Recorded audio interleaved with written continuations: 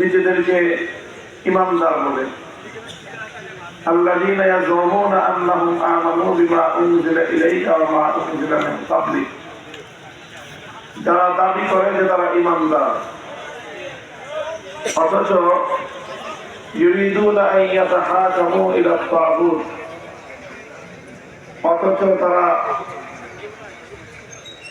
তাদের এই দাবির সম্পূর্ণ বিপরীত। তারা চায় তাগুতের কাছে বিচার চাইতে, তাগুতের কাছে সিদ্ধান্ত চাইতে চায়।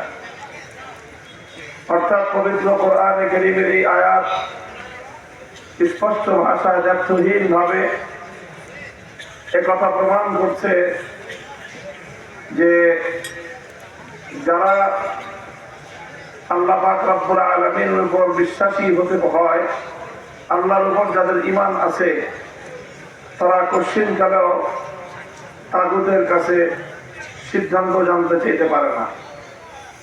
আর যারা তাগুতের কাছে সিদ্ধান্ত চাইবে, তারা আর কিছু হলেও ঈমানদার হতে পারে না। আল্লাহর উপর ঈমান এবং তাগুতের উপর বিশ্বাস, এই দুটো কোশ্চিনকালেও একসাথে হতে পারে না। সূরাতুল বাকারার মধ্যে আল্লাহ পাক রব্বুল আলামিন আরো স্পষ্ট ভাষায় বলেছেন, قد تبين الرشد من الغي فمن يكفر بالطاغوت ويؤمن بالله فقد استمسك بالعروة الوثقى لا انفصام لها। আল্লাহ বলেন যে সঠিক পথ এবং ভুল পথ উভয়টা দিবালোকের ন্যায় পরিষ্কার। যে ব্যক্তি তাগুতকে অস্বীকার করে আল্লাহর উপর ঈমান আনবে, সেই ব্যক্তি একমাত্র সঠিক পথটাকে শক্তিশালী ভাবে ধরতে পারবে।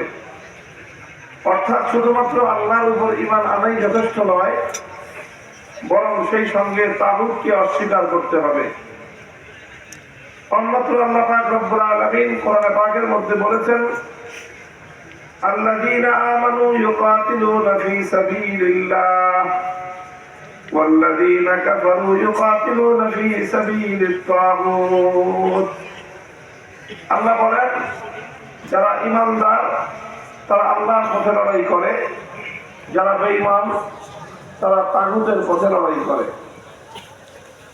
একটা কথাই প্রত্যেকটা আয়াতের মধ্যে ঘুরে ফিরে আসতেছে, সেটা হলো যে যারা তাগুতের অনুসারী, যারা তাগুতকে বিশ্বাস করে, যারা তাগুতকে অনুসরণ করে, যারা তাগুতের পথে লড়াই করে, এই সবগুলো বৈশিষ্ট্য হলো বেঈমানদের বৈশিষ্ট্য, কাফেরদের বৈশিষ্ট্য। মুহতারাম হাজরিন, প্রশ্ন করতে পারেন যে তাগুতটা কি জিনিস? এটা একটু বোঝা দরকার, যেহেতু পবিত্র কোরআনে কারীমের মধ্যে আল্লাহ পাক রব্বুল আলামিন বারবার এই শব্দটাকে প্রয়োগ করেছেন।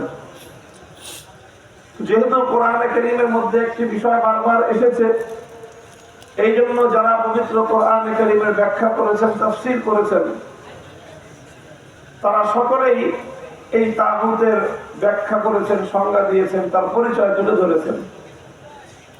সমস্ত মুফাসসিরিনদের বক্তব্যগুলোকে একত্রিত করলে তার সারাংশ যা দাঁড়ায়, সেটাকে আমরা সংক্ষিপ্তভাবে এভাবে বলতে পারি যে তাগুত বলা হয় যে আল্লাহ পাক রব্বুল আলামিনের জন্য যে নির্ধারিত মর্যাদা রয়েছে, আল্লাহর জন্য নির্ধারিত যে আসন রয়েছে, আল্লাহর জন্য যে নির্ধারিত বৈশিষ্ট্য রয়েছে, আল্লাহর সেই আসনে, আল্লাহর সেই মর্যাদায় যদি আল্লাহ ছাড়া অন্য কাউকে কেউ স্থান দেয়, তাহলে তাকেই বলা হয় তাগুত।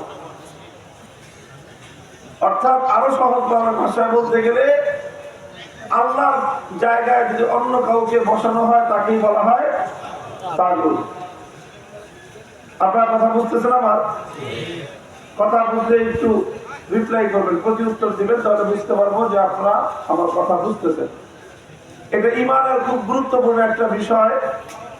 আপনারা জানেন, যারা আমার আলোচনা শুনে অভ্যস্ত, যে আমি এক ধরনের বিশেষ বিষয়ের উপর বেশি আলোকপাত করে থাকি। সেটা হলো যে সকল জায়গা দিয়ে আমাদের সমাজে ব্যাপকভাবে ঈমানদার মানুষের ঈমান ধ্বংস হয়, মুসলমানদের ঈমান হরণ হয়, সেই জায়গাগুলো নিয়ে আমি কথা বেশি বলি। আর এই কথা বলতে গেলে একটা প্রসঙ্গ আমার আলোচনার মধ্যে ঘুরে ফিরে আসে। সেই প্রসঙ্গটা হলো রাষ্ট্র এবং রাজনীতি। এই কথাটা আমার আলোচনায় আসে। কারণ কেন আসে? অনেকে মনে করে যে আমি রাজনীতি করতেছি, রাজনৈতিক আলোচনা করি না। আমি রাজনৈতিক আলোচনা করি না, বরং আমি রাজনীতির সাথে সংশ্লিষ্ট কোরআনে কারীমের এবং ইসলামের দৃষ্টিভঙ্গি তুলে ধরি। আর এটা তুলে ধরতে গেলে প্রচলিত রাজনীতির সাথে একটা বিরোধ তৈরি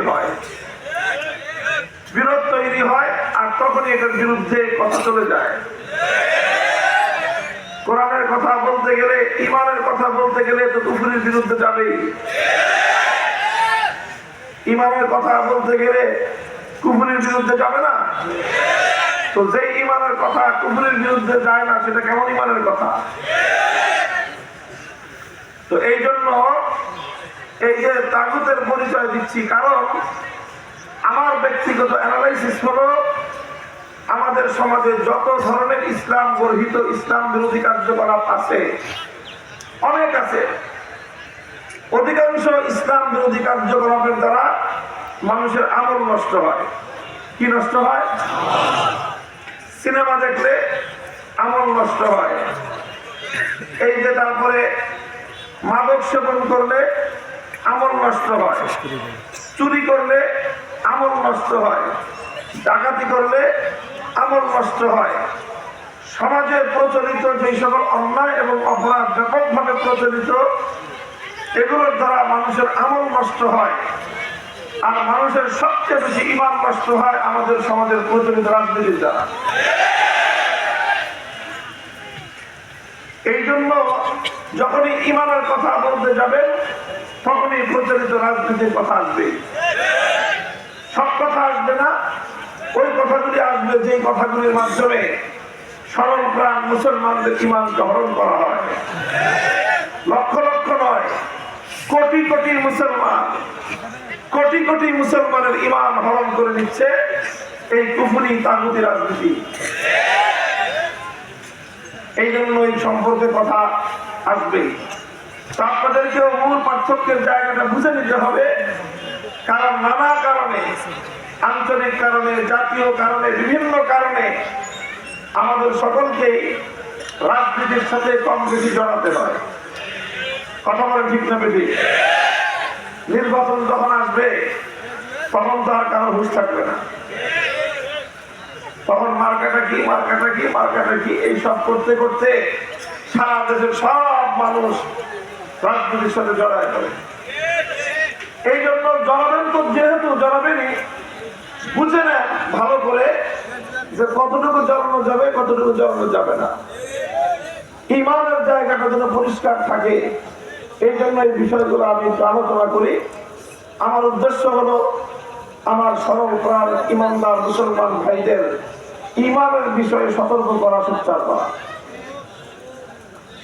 এই জন্য বলতেছিলাম, কোরআনে কারীমের মধ্যে যে তাগুত শব্দটা প্রয়োগ হয়েছে, এই তাগুত শব্দের বিশ্লেষণ, এর পরিচয়, এর ডেফিনেশনটা হলো যে আল্লাহর স্থানে যদি কোনো গায়রুল্লাহকে বসানো হয়, আল্লাহর জায়গায় যদি অন্য কাউকে বসানো হয়, তাকেই বলা হয় তাগুত। কথাটা বোঝা গেল?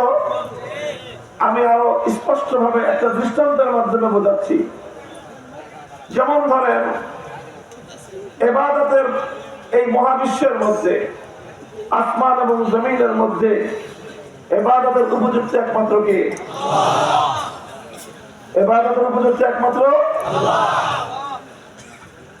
এখন ইবাদতের উপযুক্ত যেহেতু একমাত্র আল্লাহ, সুতরাং মাবুদ হলেন একমাত্র কে? আল্লাহ।